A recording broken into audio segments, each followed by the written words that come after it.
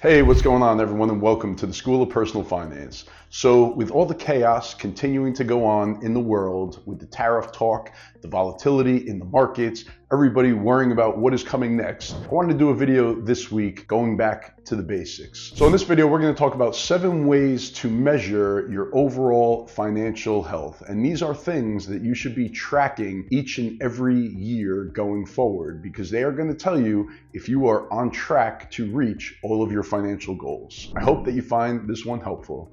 Let's get to it. All right, real quick before we get started, head over to schoolofpersonalfinance.com. Come join my membership club. So I am just about to launch my membership community, and we're going to be going through exactly things like what we're talking about in this video. Come check it out. Come join me. I'll see you over there. All right, so the first metric to track your financial success is one that I'm always talking about, and it is called your savings rate. So even in my financial planning software, when I'm doing one-on-one financial plans for people, that's one of the first numbers that we calculate and that we look at is what is your actual savings rate. And all it means, it's your percentage of your income that you're able to save and invest for your future. So a simple example, if you make 100 grand every year, and let's say you're putting in $10,000 into your 401k, you're maxing out your Roth IRA, so let's say that's another $7,000, and then you're able to save $3,000 a year in an emergency fund. That would be $20,000 total that you are saving out of your $100,000 gross income. So that would be a 20% savings rate. So obviously, the higher that number is, the quicker the path to financial freedom. All right, the second metric is another one that I'm talking about all the time. And I always joke around, I say that I've been doing this since I graduated college. I used to do it with just an actual sheet of paper, writing it out. And I have a folder each and every year where I could go back and scroll through and look. And it kind of tells the story of my financial life. And that is tracking your net worth. So all net worth is, it's all of your assets, right? So like the value of your home, your savings accounts, your 401ks, IRAs, HSA accounts, the values of any assets that you currently own, minus the liabilities. And liabilities, that's just money that you owe to people. So credit card debt, student loans, mortgages, car loans, right? So any loans that you owe. So you take all of your assets, add them up. You take all of your liabilities, add them up. You subtract the liabilities from the assets, and that is your net worth. That is the single best measure of how you are doing financially. And a lot of it is out of your control, right? For example, in 2022, when the market dropped over 20%, a lot of people's net worth went down because a lot of people have their wealth, their assets tied up in the stock market or even the housing market. The housing market has been on fire for pretty much over a decade now. That has really helped increase people's net worth. So it's really the combination of you saving, investing, and also the assets growing while you're also paying down debt. So as you get older and you're paying down your mortgages, your car loans, your student loans, right? Naturally, your liabilities are going to be going down because you're making monthly payments to them. So it's a great number to track. It tells your whole financial life in just one page. So if you don't do that now, start doing it now. There's software out there. You could use spreadsheets. I still have my nice binder of all of my handwritten net worth statements, but it's a great thing to track that you could go back and look at. All right, and then number 3 is what I refer to as the happy gap. And that is basically the difference between your monthly income and your monthly expenses. The wider the gap is between those numbers, the happier you are going to be in life. So for example, if you make $10,000 a month and your monthly expenses are $6,000, that is $4,000 that you have left over every month to save and invest. If you make $10,000 a month and you spend $10,000 a month, then life is very stressful and you're not able to save and invest that money. So cash flow, I'm always talking about tracking your numbers, turning the lights on, right?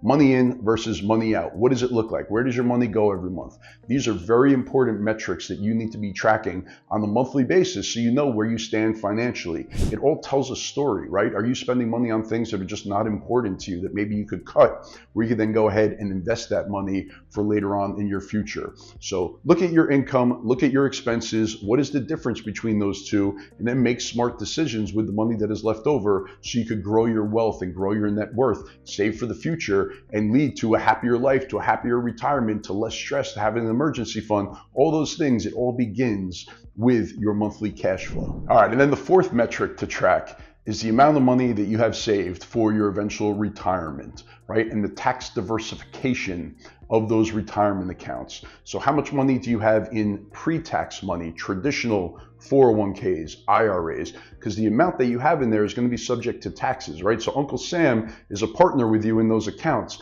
They're going to be getting the government's going to be getting their hands on a good portion of those accounts, depending on what the tax rates are, right? Then how much money do you have in Roth accounts? Those are going to never be taxed. So those Roth accounts, when you take money out later on in life in retirement, you will owe zero income tax. And then the third bucket is those brokerage accounts, savings accounts, accounts where you'll only be paying taxes on the gains, on capital gains, or on the interest that you earn from savings accounts. So it's great to track those three buckets and look at the percentages. If you have 0% in Roth right now, then that is something that you want to change and you want to start tracking. How do you build it up to maybe where it's 10% of the overall amount you have saved for retirement, up to 20%, 30%, right? The more you have in Roth, the better off you will be in retirement. And it's good to have some in all those buckets so you could control your tax brackets in retirement when you are taking distributions. So this is an important part to track and start now, because if you have no Roth and you don't even know how to start Roth accounts,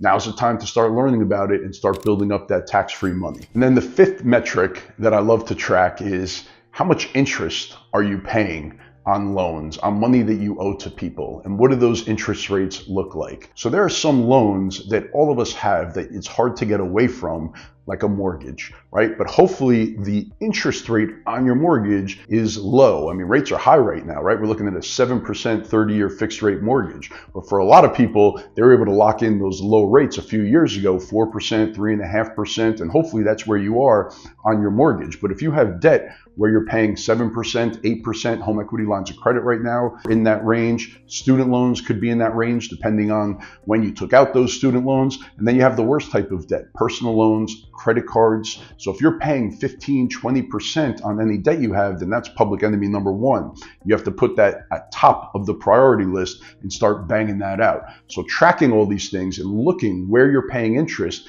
it tells a story about how your financial health is and what you need to prioritize. All right, and then number 6 is, do you have any passive income streams? Now, it's not easy to grow passive income. And some examples of passive income could be like just money that you have sitting in a savings account that you're earning 4%. That interest is passive income, right? If you have CDs, if you have dividend paying stocks where you're able to generate an income every month off the stocks you own just from the dividend distributions, those are all considered passive income. Some other sources, one which I'm a big fan of, even though right now it's a very hard time to invest in, real estate, owning single family rentals, multifamilies, right, where they're giving you a monthly passive income. Now, it's not totally passive, right? So I own some rental properties and they could be a headache at times, and there's a lot that could go into them. But for the most part, they are passive. Or even real estate investment trusts, REITs, where you can invest in those and they pay a high dividend. So it's a good thing to think about, how much money do you have actually coming in every month that you're not actively working for? And for a majority of people out there, the answer is zero. So what steps could you take to just start slowly and start building up some passive income? So maybe by the time you retire, that could supplement Social Security, right? Or a pension. And you could have some money coming in without having to work for it. All right, and then the 7th and last metric that you could measure is what we call your financial freedom score. And basically what that is, it is your total amount of investments that you have divided by your annual expenses. So I'm not sure if you've ever heard of the 4% rule before, but basically what it is that you could take out 4% from your investment portfolio each year and then increase it for inflation, and you should never run out of money, or at least through your life expectancy, you would have a very high probability of not running out of money. So a simple example would be if you had $1 million in your investment portfolio and you withdrew $40,000 a year in year 1. And then in year 2, you could up that by, say, 3% if inflation is 3%, right? So another $1,200 that you could add. So $41,200. And then keep on adding a little bit more for inflation every year. And that $1 million portfolio should sustain you throughout your entire lifetime. So that is considered, the freedom number, where once you reach that pinnacle where you have 25 times your annual expenses in an investment portfolio that you would then be able to retire. And you have to think about things like Social Security and pension, right? If you have Social Security and let's say that that's $30,000 a year and your expenses are $70,000 a year, right? Then there's a $40,000 difference that you need to make up from your investment portfolio. So this financial freedom score or freedom number, right? It's just how much assets do you have divided by your annual expenses. And once you reach that point where you have 25 times your annual expenses in an investment portfolio, you are then considered financially free, where your investments will sustain you throughout retirement. Now, I don't put a ton of weight in the 4% rule because everybody's retirement looks very different. A lot of people, right when they retire, they want to be able to go out and travel the world and spend a lot of money. And then they start to slow down as they get older, maybe through their 70s and their 80s. And then at the end of life, you might have some very large expenditures, some healthcare, going into a nursing home. So that's why we call that the retirement spending smile, where you start up high and it starts to go down as you get older. And then the last few years of your life, your healthcare expenses could shoot those numbers way up high. But everybody's different in retirement. So the 4% rule, it's just a rule of thumb. It's a guide. I don't live by it at all, but it's just a good number to track towards, right? For financial freedom, where you want to have 25 times the amount that you're going to need to supplement your Social Security, or if you have a pension, in order to make up your total amount of expenses. All right, everyone, that is it for this one. I hope that you found it helpful. Go check out schoolofpersonalfinance.com. These are all the things we're going to be talking about in my membership club. So I'd love for you to come join me. Jump on my email list. I will let you know once it actually goes live and you could go ahead and enroll in it. But till then, I will see you in the next video. Take care.